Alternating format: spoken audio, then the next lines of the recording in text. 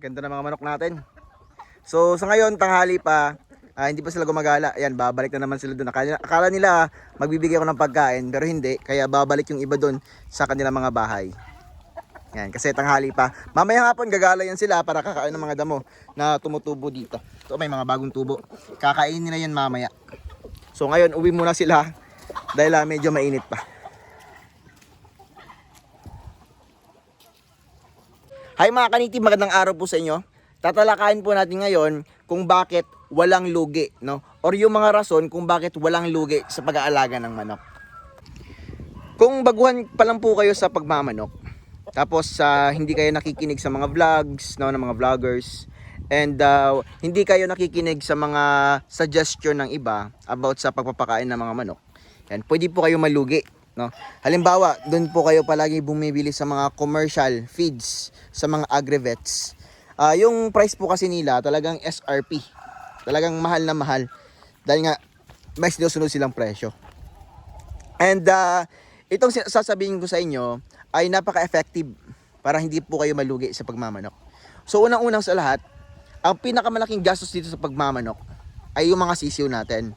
Dahil yung mga sisiw natin, pag nag-edad yan ng mga 1 month old, yan, hanggang 2 months old, yan, medyo malakas silang kumain, and yung pagkain nila dapat commercial feeds. Pwedeng lagyan ng mga organic feeds, pero mahal din po yung mga crack corns and corn grits. Halos same na lang din po yung presyo ng mais at saka commercial feeds. Yan. So yun lang po pinakamalaki na gastos. Kung ako sa inyo, kung mag-aalaga kayo ng sisiyo na nag-edad na ng 1 month old to 2 months old, yan, kung gusto niyo naman gawing for breeders, dapat po yung pagkain nyo, kayo na po yung nagmi-mix. Mag-mix lang po kayo ng mga waste, no? Marami dyan, mga sapal, konting sapal, mga glutinized feeds na mga hindi na nagagamit ng ibang mga breeders or mga poultry, mga bakahan, yan, or tahop, yan, pwede, no? Wag lang po doon sa maraming nagbebenta ng mga tahop, corn grits, crack corn, yan, sa mga sa mga dryers. Wag po kayong bumili sa mga agri-vets. Yun po yung masasuggest ko sa inyo kung gusto niyo makatipid. At saka yung gastos lang po talaga dito is yung panimula. Yan. So sa panimula kasi, kung ako sa inyo sa panimula, para hindi po kayo makabalik kayo agad sa pag-i-income nyo, no? Ay depende kasi yan, may disadvantages and advantages. Kung doon kayo sa mga sisiw, mas marami yung mabibili nyo sa murang halaga. So ito sa mga breeders, mahal na sila kasi nga it takes months bago maging breeders. Hindi naman pwedeng ibenta to ng mura dahil nga nangingitlog na or ready to lay or RTL kung kumbaga, no, ng tawag sa iba. So yung ma-advise ko dito, depende po yan sa inyo. Kung gusto nyo ng panimula na marami agad yung manok nyo, dun kayo sa sisiw na konti lang yung budget nyo. Yung mga sisiw natin, nandun po yan, no, sa ating brooding area. Doon po sila nagbubrood. Yung nagbubrood sa kanila is yung sarili nila. Kung umaga, pagkagabi naman is init galing sa bumbilya. Yun po yung diferensya doon sa yung diferensya lang po sa sisyo. Dahil po kapag marami yung nabili natin, tapos di natin alam na at saka hindi natin alam kung paano mag-alaga ng sisiyo, baka mamatayin din po tayo dahil mas mahina yung immune system ng mga sisiyo. So dito naman sa mga breeders natin, alam nyo na kung ano yung lalaki at saka babae. Tapos yung kinagandahan kapag malaki din, mas malakas yung immune system nila. So medyo imposible na or maliit na lang yung tsansa na mamatayan tayo ng mga breeders, no? Yan. Kaso nga lang, limited lang din po yung mabibili dahil mahirap po magparami ng breeders, no? And hindi lahat ng mga manuka nagbebenta ng mga breeders. Katulad sa akin, di ako nagbebenta ng breeders sa ngayon. Sa mga sisiyo lang muna. Dahil nga napakahirap magparami ng breeders and malakas nang kumain. Yan. So itong mga breeders natin, kapag nakabili kayo nito, mangingitlog agad yan kasi nga RTL, no? Pero iba din po yung presyo. Yan. So hindi kayo makakatipid pero mangingitlog na. Doon naman sa sisiyo makakatipid kayo pero nga lang it take months bago mag-matured and baka mamatayan pa kayo. Yun po yung advantages and disadvantages sa pag-aalaga ng manok, no? Breeders man or mga malalaki, mga sisiw pa. Yan. So dito tayo sa breeding pen number 2 natin. Yan, simpleng setup lang, no? So sa ganitong setup, marami na kasi yung manok natin and gusto ko talaga nakasegregate yung mga production natin. Heritage, upgraded and native. Kaya nag-breeding pens tayo. So itong gastos natin dito nasa mga 35k lang, no? Yung pabahay dala yung breeding pen. Siguro kasali na yung pugad. Mura lang naman yung pugad na yan. Ito iba din po yung gastos nito nung pagkainan nila. Ibang budget din po yan.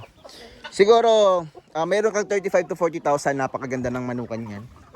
Nakatipid din po kasi ako sa net, kaya walang masyadong hindi masyadong malaki yung gastos natin. Kasi nag-ipon ako dati 50,000 pesos yung budget ko dito sa manukan natin.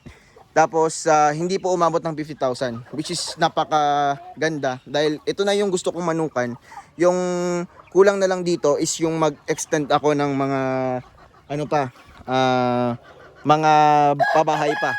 Yan. Kasi plano ko talaga 500 na heads dito, 500 heads dito, dito din 500 heads. Ganyan yung plano ko dito, no? And napakasimple. At saka walang lugi dito dahil yung poops nila or tinatawag na chicken dung, ito po. Yan. So ito po inaalis po yan every day, no? Madaling araw inaalis na yan ni Papang. And siya na po yung nag-iipon. So si Papang na pong bahala magbenta doon. Yung per sako po ng chicken dung dito sa amin is nasa 100 pesos to 150 pesos. Yan. So talaga, walang sayang talaga, no? Dahil pati yung poops ng ating mga manok is nabebenta natin for fertilizer. Yan. So dito naman sa itlog, no? 'Di ba may mga reject na itlog? Yan pwede nang ibenta for table eggs. Yan. Labas muna tayo and transfer tayo dito sa ating mga brooding pen number 1, which is yung mga native natin. Pupunta natin, lakunan natin. Yan. Simpleng setup lang. Wala masyadong gastos. And kasali na po ito, no? Doon sa 35,000 itong mga kahoy tsaka mga coco lumbers para sa baboy natin and yung mga semento na ginamit natin dito. Yan, sa baboy natin, no? Kasali na po yan sa 35,000. Yan. Yan. So itong mga manok kasi natin is sanay na and naka-trained na hindi po makalipad and hindi po makukulit na pwedeng lumampas dito. Yan. So dito napakadaming pwedeng ibenta, no? At madaling maibenta itong manok. Yan. Based sa nutrition dito, papiliin tayo baboy, baka and manok. Ang pinaka good na karne is yung sa manok. Yan. Mas mataas lang siya sa sa protein, no? Napakamayaman sa protein itong manok natin. And siya yung mas affordable. Kaya yung mga tao talaga, manok talaga yung kinakain.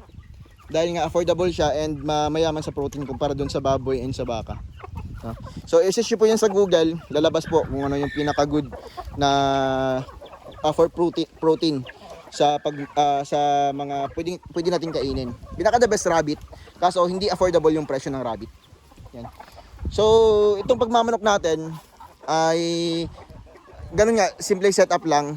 Hindi masyadong magastos. Kapag ganito nakalaki yung manok nyo, malakas nang kumain, kaya hindi tayo pwedeng bumili ng sa commercial feeds or sa mga agri-vet store dahil malulugi tayo sa presyo.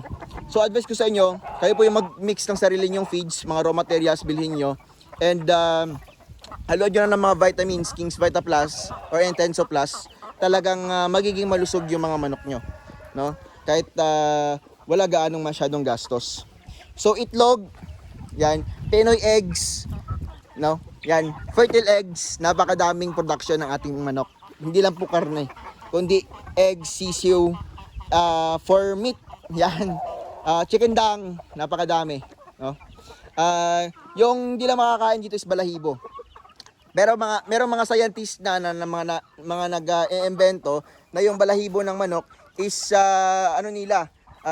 ginagawa nilang pagkain, mga burgers or mga basta parang kino-convert nila yung balahibo ng manok to pagkain, no?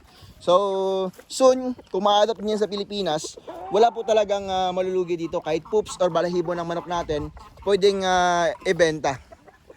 Napakaganda ng pagmamanok, no? So, advice ko lang sa inyo, kapag marami na kayong manok talaga, yan, kapag gusto niyo magparami, bumili po talaga kayo ng incubator. Yun lang po yung medyo may kamahalan din.